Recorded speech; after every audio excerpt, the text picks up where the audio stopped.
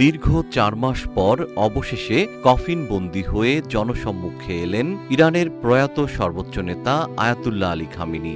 ২৮ ফেব্রুয়ারি যুক্তরাষ্ট্র ও ইসরায়েলের যৌথ বিমান হামলায় নিহত হন তিনি। ৯ জুলাই তেহরানে তার দাফনের প্রস্তুতি চলছে।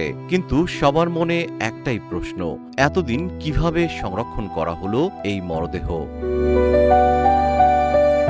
শুরুতে সাময়িকভাবে সমাহিত করার গুঞ্জন উঠলেও ইরানি কর্মকর্তারা তা জোরালোভাবে প্রত্যাখ্যান করেছেন। তারা নিশ্চিত করেছেন, সম্পূর্ণ সময় জুড়ে ধর্মীয় ও আইনি বিধান মেনেই মরদেহ যথাযথভাবে সংরক্ষণ করা হয়েছিল।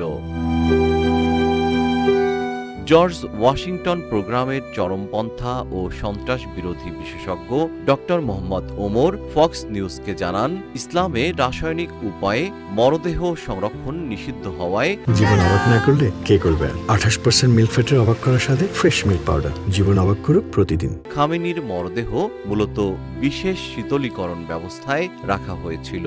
শিয়া আইনে বিশেষ পরিস্থিতিতে দাফন বিলম্বিত করা এবং শীতলীকরণের অনুমতি রয়েছে।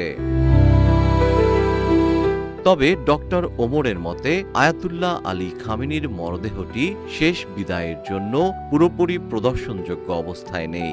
কারণ শেষ মুহূর্ত পর্যন্ত দাফনের সময় নিশ্চিত না করা, স্থান বারবার পরিবর্তন এবং অক্ষত অবস্থায় বিদায় অনুষ্ঠান বাতিল করা, এসব কিছুই ইঙ্গিত দেয় যে মরদেহটি সংরক্ষিত থাকলেও তা জনসম্মুখে দেখানোর উপযোগী নেই।